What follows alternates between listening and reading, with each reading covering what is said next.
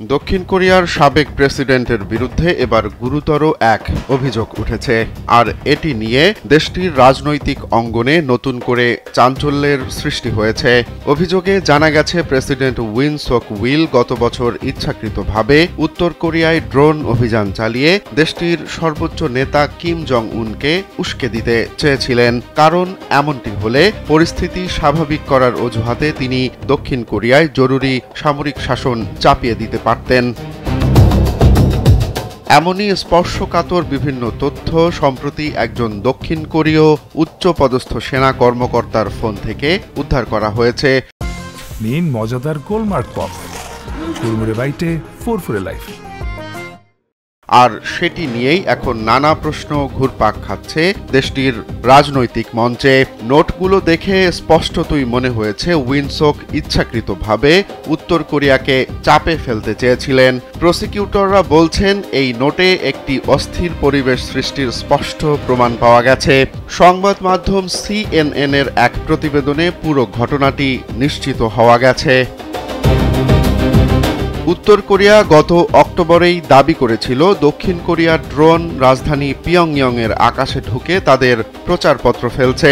তখন অনেকেই বিষয়টিকে খুব একটা গুরুত্ব না দিলেও এবার ফাঁস হওয়া তথ্যের বিষয়টি পুরোপুরি নিশ্চিত হওয়া গেছে। উত্তর কোরিয়ার গণমাধ্যমেও ওই সময়ে একটি ড্রোনের ছবি প্রকাশ করা হয়েছিল, যেগুলো দক্ষিণ কোরিয়ার সামরিক ড্রোনের মতো দেখতে বলেই বিশ্লেষকরা মন্তব্য করেছিলেন।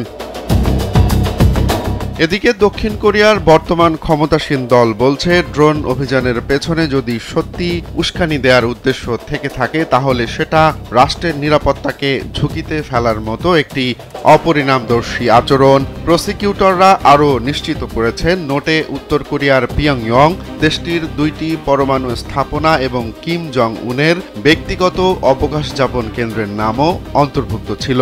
যদি ড্রোন থেকে সত্যি সত্যি এসব স্থাপনায় কোনো ধরনের হামলা চালানো হতো, তবে দুই কোরিয়ার মধ্যে যুদ্ধ বেঁধে যাওয়া কোনো অস্বাভাবিক ঘটনা ছিল না। এর মাঝেই উঠে এসেছে গত বছরের সেই রাতের কথা, যে রাতে উইন সামরিক শাসন জারি করেছিলেন।